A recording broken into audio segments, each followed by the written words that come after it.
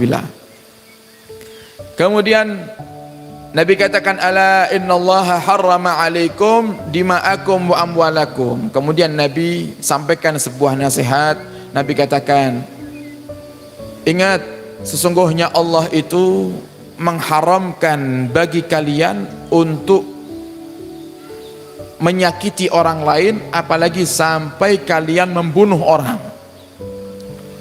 Wa amwalakum, dan Allah juga mengharamkan kepada kalian untuk mengambil harta orang lain.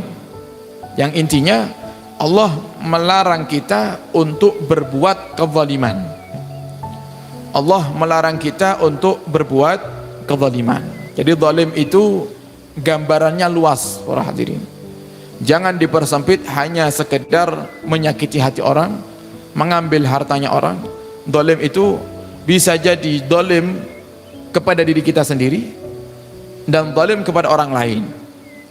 Zalim kepada diri sendiri yaitu di saat Allah perintahkan kita untuk beribadah, tapi justru kita malah bermaksiat.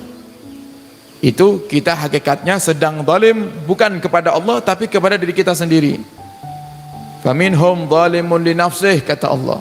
Sebagian daripada mereka manusia yang setelah Allah berikan pedoman hidup, yaitu sebuah kitab Al-Quran, tapi ternyata justru mereka mendolimi diri mereka sendiri. Jadi kalau ada orang yang tidak sholat, bukan berarti kemudian oh dia zalim sama Allah.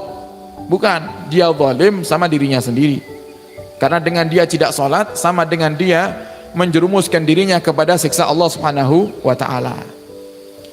Ada zalim terhadap orang lain, yang ini sangat parah sekali dosanya, dan tidak Allah ampuni sebelum kita mendapatkan ridha daripada orang yang kita zalimi. Nah, sehingga Nabi mengatakan di dalam hadisnya, unsur akhaka zaliman au madluman. Tolonglah saudaramu yang zalim dan yang terzalimi. Jadi Nabi tidak nyuruh kita hanya menolong orang yang dizalimi saja, tapi Nabi juga nyuruh kita menolong orang yang zalim. Bagaimana gambaran menolong orang yang zalim? Yaitu dengan kita selamatkan dia daripada kezalimannya. Kita sadarkan dia. Seandainya kok ada orang yang zalim, dengan nasihat dia tidak mempan, dengan rangkaian-rangkaian nasihat dan tutur kata yang indah kok tidak masuk ke dalam hatinya. Ada satu nasihat yang itu Nabi sudah ajarkan, yang semuanya daripada nasihat yang ada di dunia ini, inilah nasihat yang paling terampuh. Seandainya zahirnya orang yang zalim tidak menerima dengan nasihat ini, pasti di hati kecilnya ada getaran akan pentingnya nasihat tersebut. Apa itu? Kafa bil mauti wa idha ya Umar. Kata Nabi kepada Sayyidina Umar, cukup kematian itu sebagai nasihat yang paling ampuh, wahai Umar. Kalau ada orang zalim, kita ingatkan, jangan berbuat seperti itu. Itu dosa, nanti kamu akan disiksa oleh Allah. Kembalikan apa yang telah kamu ambil dari haknya orang. Kok dia tidak mampu, maka ingatkan, ingat, jangan kau perpanjang kezalimanmu. Sebentar lagi kamu akan mati. Seandainya kok zahir daripada dirinya, tubuhnya tidak menunjukkan seakan-akan dia menerima nasihat itu, pasti ada di hati kecilnya rasa takut di saat kita menyebut kematian di hadapannya. Sehingga itu satu-satunya cara dan satu-satunya hal yang paling ampuh untuk kita menanamkan rasa takut dalam hati orang-orang yang sudah kelewat kezalimannya. Diingatkan akan kematian. Kemudian para hadirin, au madluman, kata Nabi, dan tolonglah orang yang zalim karena sebab dia dizalimi. Jadi mungkin ini terzalimi, haknya, hartanya diambil oleh orang, kemudian dia menjadi orang yang butuh bantuan, kita tolong dia.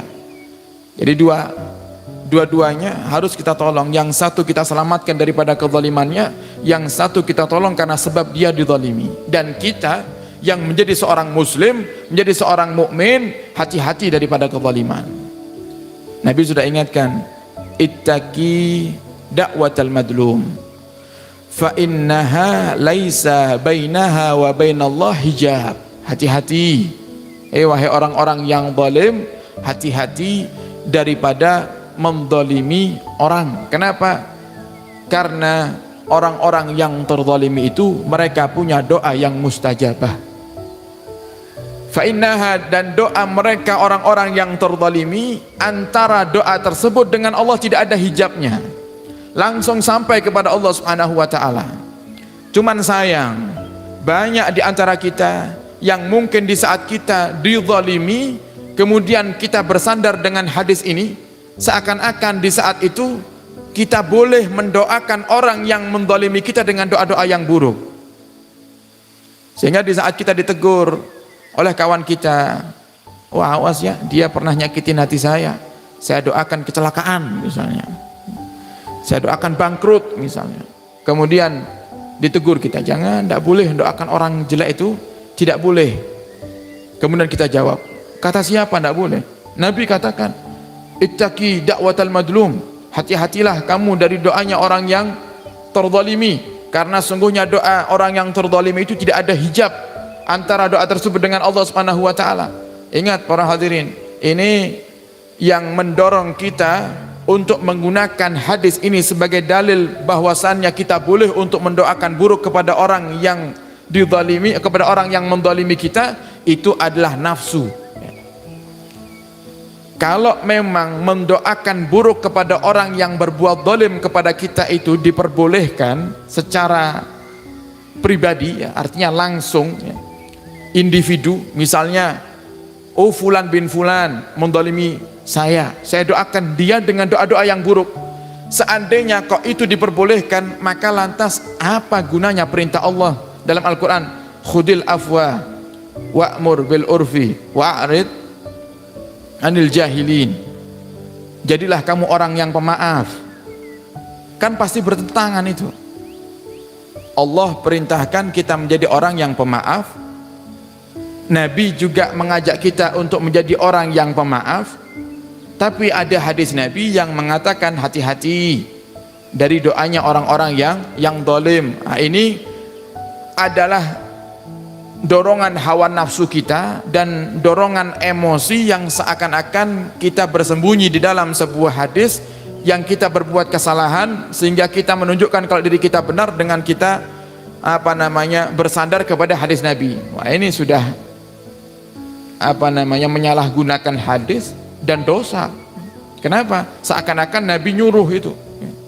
Kita menganggap seakan-akan Nabi nyuruh, kamu yang terzalimi doakan yang zalim itu dengan kehancuran, doakan yang zalim itu dengan kebinasaan. Mustahil itu Nabi perintahkan kepada umatnya.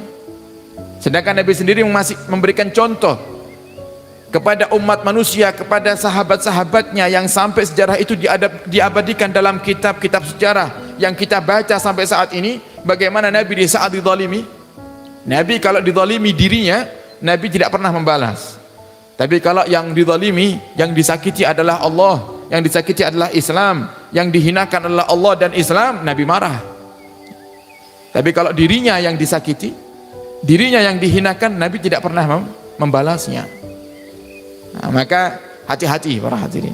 Kemudian yang kedua, hadis ini, ittaqi da'watal madlum, itu khitabnya kepada siapa? Bukan kepada kita yang terzalimi, itu khitabnya kepada orang yang zalim.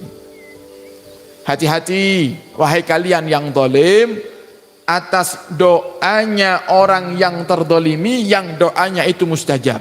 Yang disuruh hati-hati sama Allah siapa? Orang yang zalim. Kenapa? Bukan berarti mendoakan orang yang zalim dengan kehancuran itu diperbolehkan. Cuma namanya manusia itu tidak semuanya mereka imannya kuat. Tidak semuanya mereka itu takut daripada Allah Subhanahu wa taala. Yang ternyata orang yang kita zalimi, ternyata orang yang hatinya lemah, imannya lemah, sehingga di saat dia terzalimi dengan kezaliman kita, langsung otomatis lisannya itu berucap, yang saat itu akan menjadi kenyataan karena sebab orang yang terzalimi ini mendoakan kita karena hatinya dalam keadaan tidak mengerti. tidak ngerti kalau mendoakan buruk itu tidak boleh. Maka ini bahayanya kezaliman para hadirin, yang sampai-sampai Nabi mengatakan, yang kalau tidak salah juga dihadirkan dalam kitab Riyadhus Shalihin ini, mungkin di bab-bab yang selanjutnya, Allah perintahkan dan Nabi perintahkan kita, kalau kita melewati daripada kuburan-kuburan orang-orang yang zalim, hendaknya kita nangis sama Allah. Hendaknya kita nangis sama Allah. Tapi anehnya di zaman sekarang ini, kalau lewat kuburan orang yang zalim malah selfie. Gila pejabat yang suka korupsi di kuburan ini. Bukan malah nangis, Nabi suruhnya nangis. Maksudnya apa? Tuh loh, jangan kamu zalim. Coba lihat orang yang zalim mati ujung-ujungnya. Yang kita saat ini tidak bisa melihat dengan mata kita, tapi setiap daripada kemaksiatan pasti Allah akan balas kemaksiatan itu. Wa may ya'mal mithqala dzarratin khairan yarah wa may ya'mal mithqala dzarratin syarran yarah.